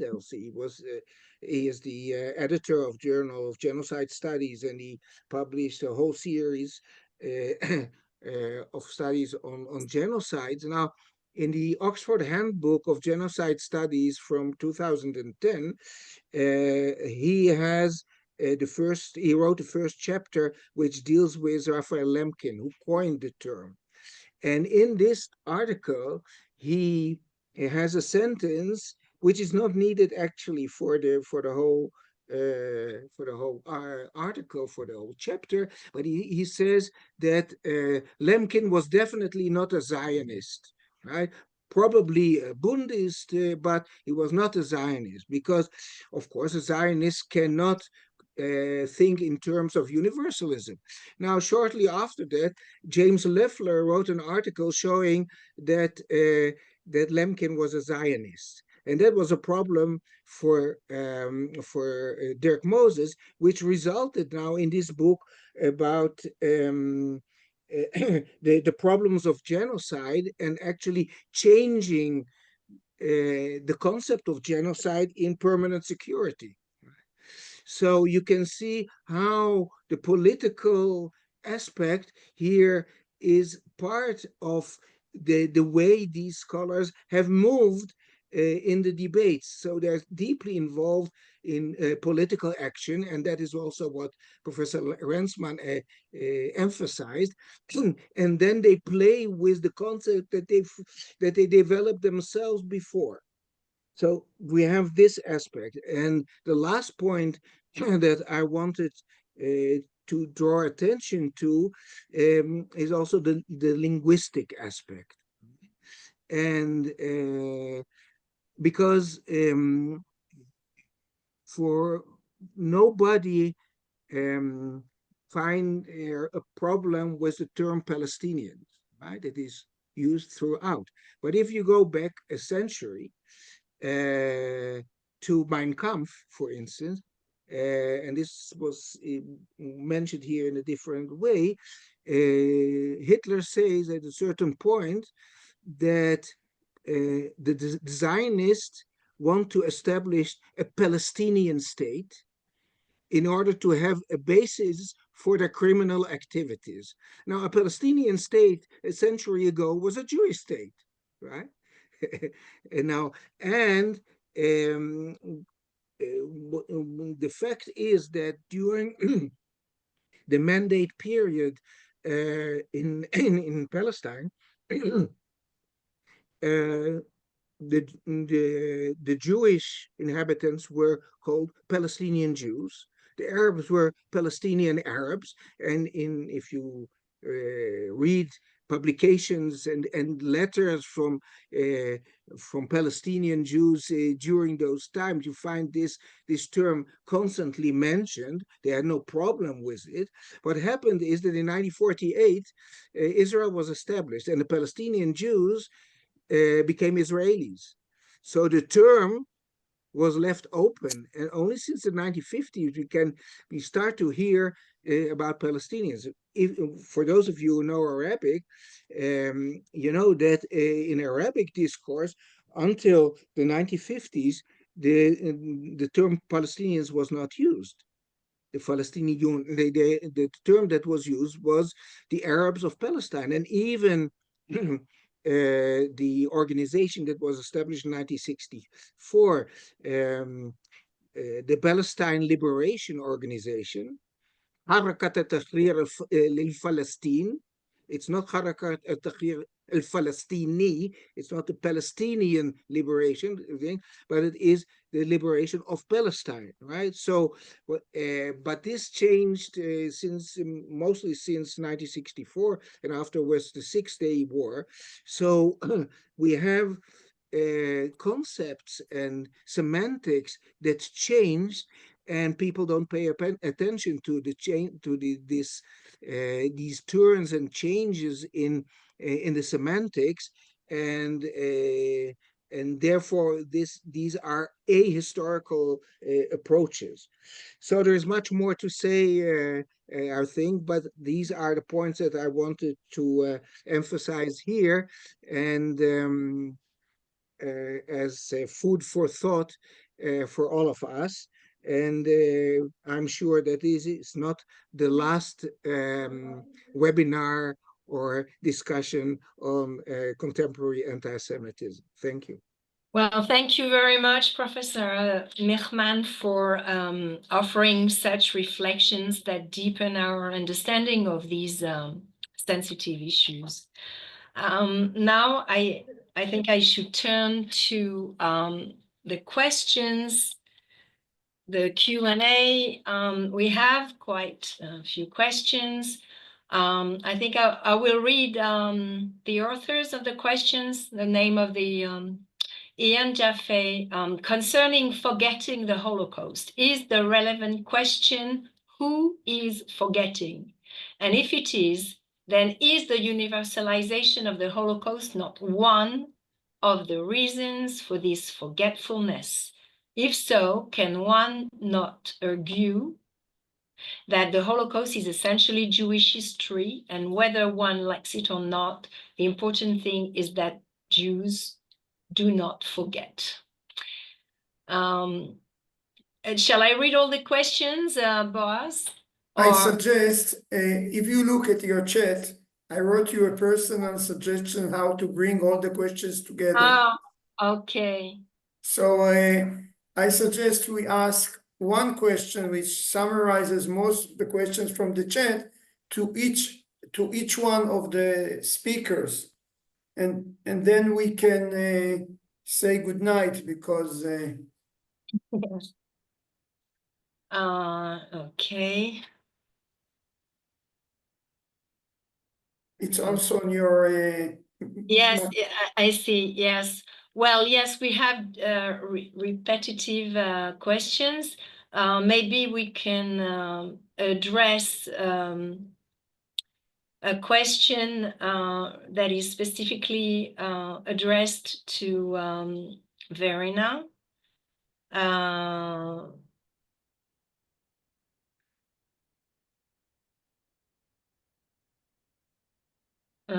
Which ties in post-World War I racism to the horrors of the camps. Can you address that? Does it make sense to you? No, you read half a question. Oh, yeah.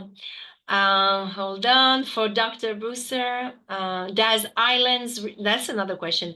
Does Ireland's recent application to join the genocide case against Israel on the basis that it seeks to widen the definition of the term genocide, not herald the turning of genocide into a meaningless fit all cases term, which in turn could make the field of study redundant because everything becomes genocide? Maybe you can address that. So I can say that this is the one of the main arguments by the aforementioned Holocaust and genocide scholars. It's now an argument by Ireland. It's the argument by Amnesty International, who published their report 14 days ago. They all rely on this myth of, it's problematic, the genocide definition.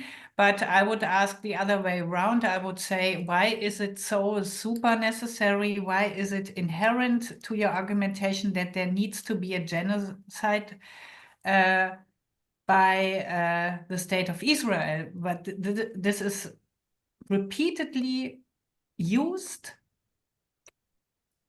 the concept by Raphael Lemkin. I think most of the people who apply it never read this 800 pages book and read it only by parts, and they think that to destroy a part of a group as such is genocide. No, it is not. So it's very problematic to, I mean, for me, it's important to understand, so I cannot answer it, but I would like to understand why is it necessary to apply or to say that there is now in the moment happening a genocide in Gaza. I cannot say why this is so important, but on the other way around, it gives no agency, no responsibility to the Palestinian side, mainly the Islamist terrorist organizations. Well, Maybe I'll add something Yes. to this. One thing that happens often, and here too, is that the term genocide became a battle word, right? If you accuse somebody of genocide, doesn't matter if you mean it, if you know exactly what it is, it becomes a curse, kind of. Now, but on the academic level, what happened is that there are the definitions. There's the basic definition by Lemkin in his book, then the definition by the United Nations, which is a little bit different, but these are the definitions. Then you have also in several countries official or legal definitions. In Israel you have one, and other, and so there are legal definitions. But what happened when the genocide studies developed is that several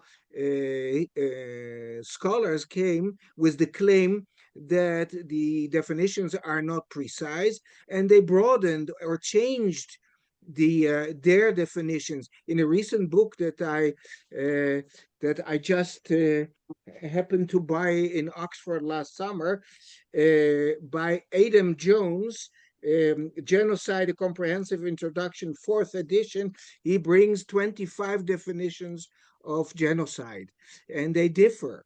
And then you have, for instance, Martin Shaw, a British genocide sociologist, which came in 2007 with the claim that we have to drop the issue of intent in the definition of genocide. Now, if you drop the intent, then you open the concept to everything you want, and you can pour into it all kinds of cases. And Martin Shaw, of course, was also very anti-Israel already at that period, and he's anti-Holocaust. In the second edition of his book, he has an attack on the Holocaust as a central event. So you can see also developments at the level of academic discourse, which has become very politicized. Yes, and on this point precisely, we would like to ask those who, well, Professor Lars Rensmann, and maybe also Alvin Rosenfeld, if he's still with us. Here, yes. How does it come that the problem of distortion actually comes from from Holocaust and genocide scholars, and more generally speaking, what can be done about this? I know it's a wide question and that we need to wrap up, but maybe you can be concise. Who's to start? Professor, yeah, you. Okay, great. Well, just in brief, of course, we cannot explain this by facts. That's the precondition, because the facts, we have genocides. We live in an age of genocides. We have genocidal attempts against the Uyghurs in China, demonstrable intent. None of these issues. We had hundreds of thousand casualties in the Syrian war, with bombardments by Russia and Iranian forces.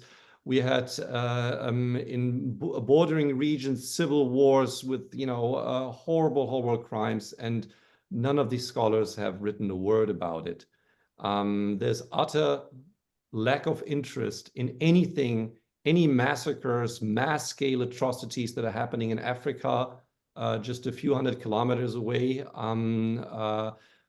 Think of the Ethiopian civil war that happened during COVID, and few people were even taking notice. So the facts do not play a role here at all. That would be my default position. It has to be explained with a certain bias. I wouldn't necessarily always call it anti-Semitism, but it is a certain bias that goes along what Professor Michman has said, that Jews in somehow in distorted way matter more. This tiny, tiny state of Israel, where less than 1/1000 of the world population, the Jewish population of the state of Israel live, is allegedly responsible for genocide, world peace, or as post-colonial scholar Gross-Fugel very much cited, says that the fate of humanity will be decided in Palestine. So the whole world, humanity will depend on that. What's happening in Palestine. Andreas Malm, a climate scholar, says basically the future of the environment, the global environment, will be decided in Palestine.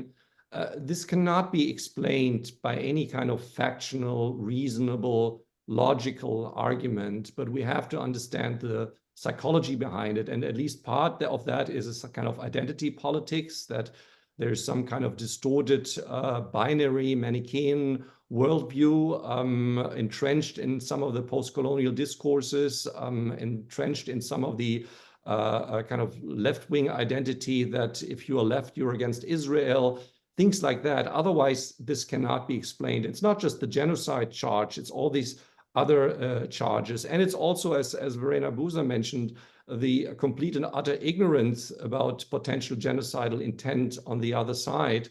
I here want to quote something that you didn't quote, Verena, that is 4 days after October 7th, Mohammed Daif, who said, "Remove this Jewish filth from your land and your sacred places. Fight and the angels fight with you." This about Israel. If this is not genocidal intent, I don't know what is. It's clear. Professor, I am sorry, I have to, sorry, because we have to wrap up. It's out there, it's clear it's out there, and I'm just saying, like, you know, so we have to look at other reasons, but they're not intrinsic in the factual grounds, and apparently they're part of this community, ignoring some facts and disproportionately, you know, reframing others. Professor, thank you so much. Professor Dina Porat really would like to... we need Professor Rosenfeld first. I hope and she's then still Dina there. Oh, yes. Yes, he's there. there. You're on Okay. mute, Professor Rosenfeld. You are muted. Oh, No, we don't hear you. You are on mute. How about No. now? Better now? Now, great. All right. So we don't have any time left, but I would just pick up briefly on what Lars Rensmann had to say. I agree with every word that he just put before us.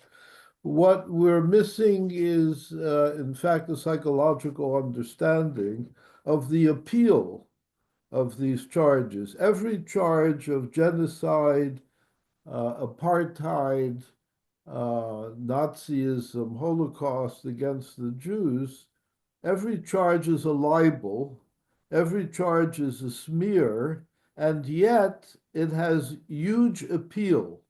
What we really need to understand is the nature of that appeal, why so many people are drawn to it, why they, in the face of the evidence against it, nevertheless endorse it. I and the rest of you online have been studying anti-Semitism for many years. We understand a great deal now about the history of anti-Semitism, the motivations, the actors, the movements. What we don't yet have a full understanding of is what keeps it going at an emotional level, a psychological level, and the like. There are very, very few scholars doing that. Lars, one of your colleagues, Thorsten Fuchshuber, in fact, is doing some work along those lines, but we need more. Otherwise, we just have to keep doing what we're doing, present factual evidence against libelous charges, and see if over time we can begin to convince more people. But right now we're up against it. Very large numbers of people stand against Jews, stand against Zionism, stand against the state of Israel. And that's not about to ease anytime soon. My own reading of the situation is that it's getting worse, in fact. So we just have to keep doing the work we're doing. Thank you, Professor Rosenfeld, with those words and this worldview. Professor Porat, you were one of the trio who adapted the IRA definition. So you have a lot to say to us in a very short time. Okay, since time is really short, I will say, I'll put it in a nutshell. To Alvin, my dear friend, I would like to ask you if you wouldn't consider being a bit less pessimist about this expression, the end of the Holocaust, because the examples you gave, even quotes from Mashal and Mahmoud Abbas and whoever, they just draw more attention and more debate. So and the interest and the research go on very intensively. So perhaps I think you should revisit indeed the term, the end of the Holocaust, and see that it is still very much at the center. For Lars, thank you very much for the analysis, the right analysis of the JD sort of definition. I just wanted to add that each year we in Tel Aviv, my team, we monitor how many adoptions were worldwide of the IRA definition. And our latest report, just recently, we reached the number of 1,241, which is an enormous number in states, parliaments, municipalities, universities, you name it, it's a number. While the JD declaration, the declaration was not adopted by anyone. So perhaps I have the same as I asked Alvin, would you not consider its impact, reconsider its impact? It is being debated in academic circles, but it does not have an impact outside of it. You are right. The IRA definition originates in 2005. When we wrote it in 2005, 20 years have passed. We could have changed it today. Quite a number of wording and definitions, but formulations. But it's not to be changed because it was a joint effort. By the time you get the consent of everyone, the Messiah will come. A last comment for Verena. Also, it was so depressing, Gewalt, to hear you. And the work that this gang is doing. I just wanted to add that they are not only on Wikipedia and in the major newspapers and go to the United Nations, they also attack personally. I was one of a trio who adapted. We took the 2005 definition, made not changes, because as we said, Lars, it's not to be changed. It will be a whole debate. But we changed a bit the order of sentences, put a frame, and it was adopted by the IRA in 2016 on Bauer's 90th birthday. It was like a gift for it. It was the apple of his eye, this definition.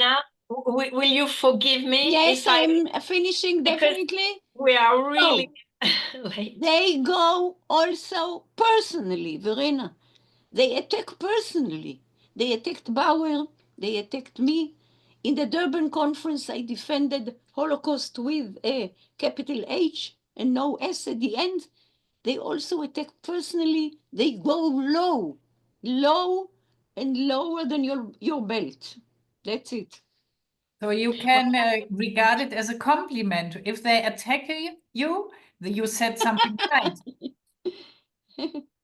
Well, Well- thank you for this wonderful panel and for your insights. Well, as you see, I am also thanking all those who engaged in the chat. And as you can see, there is too much, and we cannot answer everything. But I'm handing over actually the hand to Boaz, and it's been a privilege to host this session, I must say.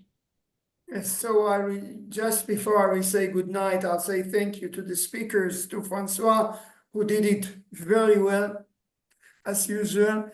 Thank you to Dina, who pitched in. I think Verena, as one of the only fighters in Germany who is speaking out against this, the phenomenon she described, she knows what this entails personally. But I would like to say that we also have friends. And I think our work is not the positive way I think we should work is look for the people we can talk to. And find these people and talk to them. Because talking to the haters will hate. All we can do is look for the people, for our allies, and we have allies. And I think this is where our emphasis should be. Anyway, thank you, everyone. It's late enough. Thank you for all the contributors, to all those who stayed here for now. The recording will be in the web soon. So thank you very much. Thank you, Yaron, for all the technical and recording. Thank you all. Good night. Thank Good you. night. Thank Bye-bye. you. Good night. Goodbye. Good night. Thank you. Yaron, you can shut it down.